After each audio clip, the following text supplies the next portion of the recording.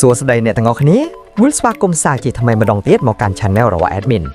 ហើយថ្ងៃនេះផងដែរសួរមកតាមដានទស្សនានៅព័ត៌មានជាបន្តទៀតដូចតទៅសម្រាប់ប្រិយមិត្តថ្មីដែលមិនទាន់បានចុច Subscribe សូមចុច Subscribe ម្នាក់មួយផងណាដើម្បីទទួលបានវីដេអូថ្មីៗជាច្រើនទៀតពី Admin Harry Maguire បានបញ្ជាក់ថាគាត់កំពុងពិភាក្សាជាមួយ Manchester United អំពីកិច្ចសន្យាថ្មីហើយអនាគតរបស់គាត់នៅ Old Trafford នឹងត្រូវសម្រេចក្នុងប៉ុន្មានសប្តាហ៍ខាងមុខកិច្ចសន្យាបច្ចុប្បន្នរបស់គាត់នឹងផុតកំណត់នៅរដូវក្តៅនេះហើយក្លឹបកំពុងពិភាក្សាអំពីការបន្ថែម1ឆ្នាំ